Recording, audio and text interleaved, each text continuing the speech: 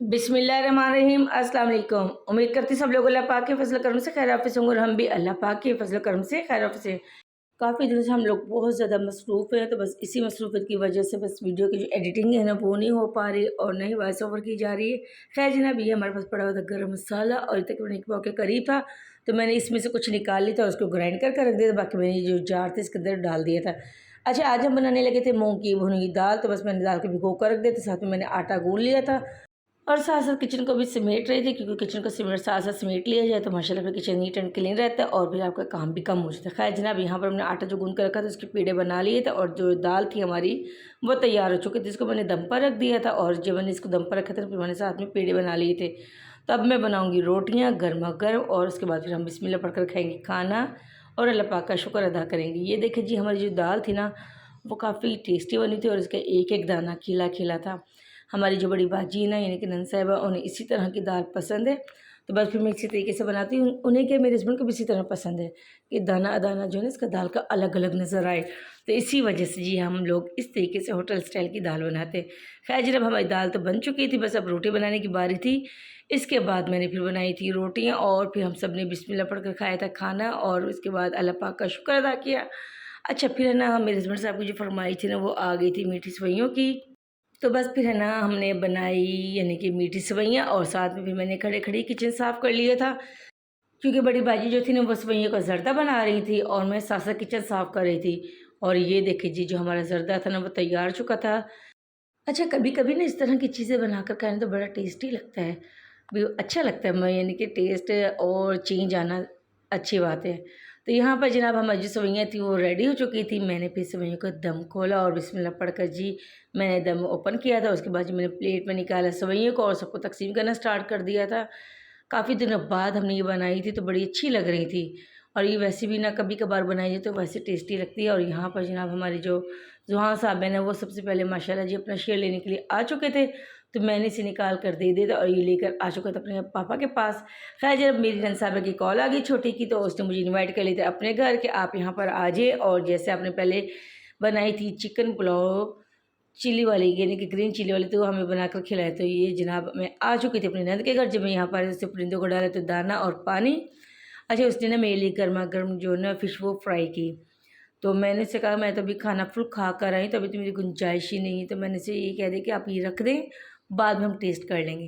तो ये देखिए जी माशाल्लाह गरमा-गरम इसने फ़िश फ्राई करके मुझे दी थी, लेकिन मैंने इसको रख दिया था क्योंकि मेरा पेट जो था फुल था। तो यहाँ पर वो बनाने का सामान लेकर आ चुकी थी और साथ-साथ जो उनकी मासी थी ना उसने आना था। तो इसी वजह से ना जो बर्तन साथ-साथ हो रहे थे तो वो इसी तरह साइड पर रखती जा रही थी। मुझे अजीब-सा लग रहा था, क्योंकि हमें आदत है कि हम जब खाना बना रहे थे तो हमारे जो साथ-साथ बर्तन गंदे होते हैं ना, ख़राब होते हैं, तो हम उसको यानी कि साथ-साथ वॉश करके साफ़ करके रख देते हैं। ख़ैर जी, मैंने उनके कहने पर बर्तनों को साइड पर रख दिया और बनाने लगी थी मैं चिकन पुलाव। तो यहाँ पर जो सामान था वो साथ-साथ मैंने तक सारा रेडी कर लिया था। हरी मिर्च को मैंने ग्राइंड कर लिया था, प्याज़ वगैरह भी कटिंग कर लिया और जो चिकन था उसको बॉयल होने के लिए रख दिया था। ये चिकन इज़ाफ़ी था तो मैंने निकाल कर रख दिया था साइड पर और इसको वॉश कर देते ताकि ये ना वक्त से काम आ जाए, क्योंकि इसको रखना था हमने फ्रिज में, तो इसी वजह से बस मैंने रख दिया था इसको। और यहाँ पर जो हमारी यखनी थी ना वो रेडी हो रही थी। यखनी के अंदर मैंने डाले थे कुछ खड़े मसाले, सौंफ, धनिया, गरम मसाला जो था पूरा तकरीबन मैंने इसमें हर एक चीज़ ऐड की हुई थी वो डाली थी और माशाल्लाह उसके बाद अच्छा खासा अवेलेबल भी था। तो बस मैंने फिर अच्छे तरीके से इसमें सारे स्पाइसेस डाल दिए थे और मैंने बॉयल होने के लिए रख दिया था यखनी को। यहाँ पर जनाब हमारे जो चावल थे मैंने इसे भिगो कर रख दिया था। गैस का जो टाइम था वो करीब-करीब था जाने का। मैंने ना दूसरे चूल्हे के ऊपर पतीला रखा, उसमें प्याज़ को फ्राई होने के लिए रख दिया। मैं ना जो ना परेशान होती कि टाइम काफ़ी शॉर्ट रह गया, तो ये ना कभी हमारे जो चावल है वो ख़राब हो जाए। ख़ैर जी, हमारे पास सिलेंडर भी अवेलेबल था, लेकिन मैंने फिर जल्दी से गैस के पेशेंस से दूसरे चूल्हे पर प्याज़ को फ्राई होने के लिए रख दिया था और इधर हमारी यखनी जिसमें जोश आ रहा था। अच्छा, जैसे हमारी यखनी में जोश है ना, हमारी तो प्याज़ भी ब्राउन हो चुकी थी। मैंने फिर इसके अंदर लहसुन अदरक के पेस्ट डाले, टमाटर डाले और उसको फ्राई करना स्टार्ट कर दिया था। कुछ खड़े मसाले मैंने जो गर्म मसाले के थे वो इसमें भी शामिल कर दिए थे, यानी कि जो मैं भुनाई के लिए तैयार कर रही थी। यहाँ पर मैंने चिकन को डाल के साथ में जो मैंने हरी मिर्ची ग्राइंड की थी वो डाल दी थी, थोड़ा-सा दही डाल दिया और नमक इसमें जायका डाल दिया और उसको फ्राई होने के लिए रख दिया, यानी कि इसकी भुनाई करने लगी। और यहाँ पर जैसे ही माशाल्लाह हमारी जो चिकन की वो भुनाई हुई ना, तो मैंने इसमें जो यखनी हमारे पास अवेलेबल थी वो मैंने इसमें ऐड कर दी थी। बाद में मैंने इसमें जो चावल थे वो शामिल कर दिए थे। बस जल्दी-जल्दी में बना रही थी। अच्छा, ये जो पतीला था ना, इसका जो पैंदा नीचे वाला जो तलवा कह लें, क्या कहते हैं इसका, हम तो पैंदा ही कहते हैं। वो ना काफ़ी ज़्यादा वीक हुआ था, बहुत ज़्यादा यानी कि पतला था। तो बस इसमें बार-बार मैं जैसे चम्मच चला रही थी ना, अगर मैं खड़ी ना होती तो नीचे ही सारा लग जाना था। तो मैं बल्कि अपनी नंद से कह रही थी कि भई ये ना चावल का ये जो पतीला आपने मुझे देना ये बिल्कुल ही बेकार है, क्योंकि इसमें बहुत ज़्यादा जल्दी नीचे लग जाता है। अच्छा, ये जो थी ना कलेजियाँ और पोटे, ये हमने फ्राई करते हुए निकाले थे, क्योंकि इसकी स्मेल से मुझे राइस जो है ना बिल्कुल भी अच्छे नहीं लगते। तो मैं अक्सर यही होता है कि मैं जब सालन बना रही हूँ या ये राइस बना रही हूँ, राइस में तो मैं स्पेशली इसको निकाल लेती हूँ। और वैसे भी मेरे बच्चे बड़े शौक से खाते, तो यहाँ पर मैंने इसको निकाल कर रख लिया था। मैंने सोचा इसको ज़ुहान वगैरह को दे दूँगी। तो यहाँ देखिए जी, हमारी माशाल्लाह गरमा-गरम चिकन पुलाव जो वो रेडी हो चुकी थी। अच्छा, हमने बनाई थी ना अपने हिसाब से, क्योंकि उसने मेरी फैमिली को इनवाइट किया था। तो अचानक से हमारे बड़े नंदोई साहब भी आ गए और एक और गेस्ट एक्स्ट्रा, माशाल्लाह एक अदद और गेस्ट जो था वो भी आ गया। तो यकीन करें कि हमारे जो चावल थे ना, ये पुलाव हमारी ऑन द स्पॉट ही बस बड़ी मुश्किल से यानी कि पूरी हुई। हाँ, जिसे कहते हैं ना खींच तान कर पूरा करना, वही हमारे साथ हुआ। अच्छा, वो मुझे कह रही थी कि आप देख लें जितना आपको मुनासिब लगता है आप बना लें। मैंने कहा अगर हमारी फैमिली तो 1 किलो राइस जो है ना वो बहुत रहेंगे।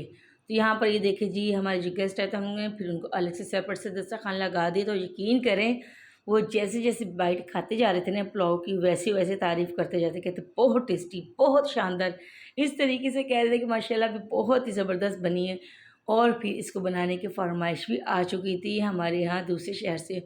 और इधर हम दूसरे रूम में बैठकर अपने यानी कि पेट पूजा कर रहे थे, क्योंकि जो डिशेज़ बनी थी ना हमने उनको अच्छे तरीके से डिश आउट करके उन्हें सर्व कर दिया था। और ये जो हमारी प्लेट्स थी हमने दूसरे रूम में इनको यानी कि निकाले थे इसमें राइस पतीली से, और यहाँ पर हम बैठकर खाना खा रहे थे।